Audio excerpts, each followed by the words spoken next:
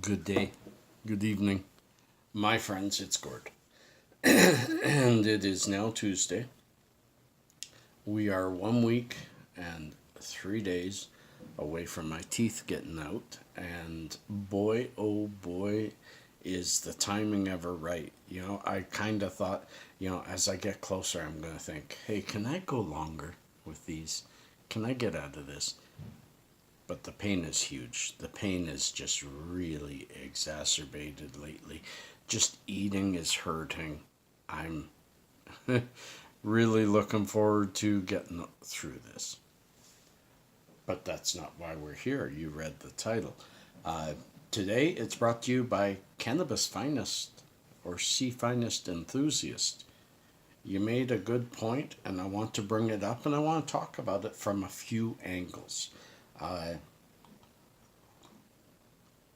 He talked about these absolutely ridiculous regulations on cannabis compared to other regulated industries. And I agree to a point that I agree totally that things are ridiculous right now.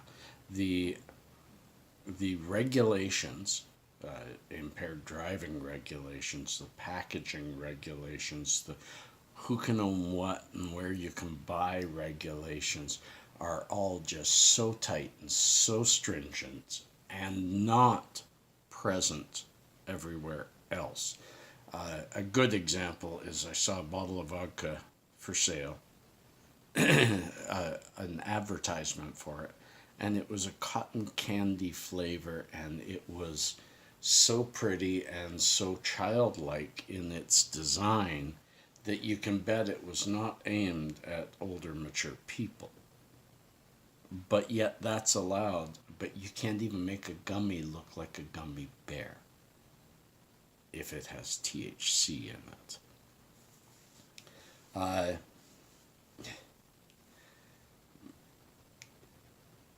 And what do I want to say about this?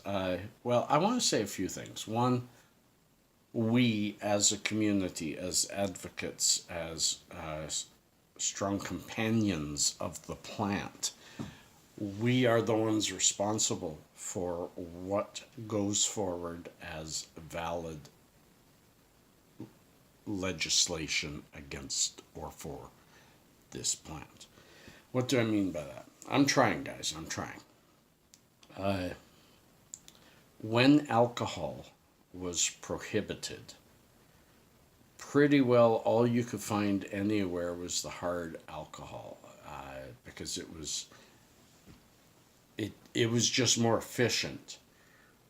Why have a truckload of beer or that might get 100 people drunk, where if you have a truckload of whiskey, it'll get 1,000 people drunk. So you just get further, you get more money for your bang.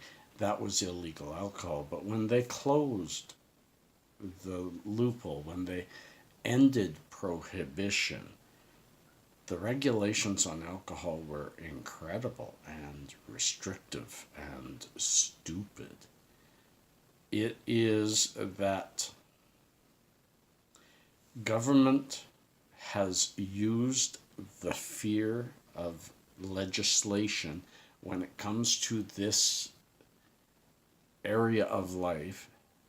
They've used that element of fear to control populations, and they have to give up on it, and they buy into a fair amount of what they say, and even if they don't buy into it, it's ingrained in them. So for their own constituents, I'm not giving them excuses, for their own constituency, of which maybe 40% don't even like the legalization, they enter all these, well, don't worry, I'm going to keep it off the streets, I'm going to keep it out of your neighborhood because you pay me $100,000 a year, and I'm going to try to keep it out of his neighborhood, but they'll probably put it there. It's just, it is the way things are. And we will have these strict regulations on pot for 5 years or so. But over that time, most of the silly ones will feel themselves out. Excuse me, sneeze coming. You sure don't want me sneezing while the camera's on. I have a loud sneeze. They call it the birch bark. Excuse me. So, yeah, I hope I'm not getting sick. But these restrictions will weed themselves out. Good pun. Over time, as people get falsely accused of impaired driving and prove that the regulations are poor and too restrictive in court because too many court cases will get thrown out, that those regulations will be forced to change.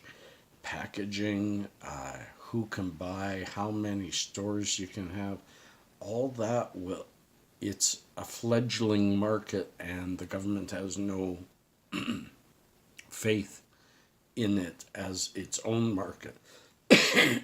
And as it grows into a more mature market, the regulations will dissipate. That's my feelings. It happened after alcohol. It will happen now. And as we, and I know we will go the way of Portugal one day, and as we legalize more things and keep them in control by the government and controlled by the health department, there's going to be more and more restrictions until we learn what is the best. I do think that over time, even with politicians, common sense will, at one time, prevail. So friends, that's all I got for this one. I appreciate C Finest for giving me something to talk about. Y'all give me some more to talk about. It won't be long. I may not be able to talk for a bit. So let's wait and see.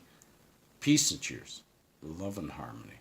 Look for someone without a smile today. Give them that cold smile of yours. It's a beautiful smile, but it's cold because it's cold outside. Warm that person up. You can put a new smile on. Peace.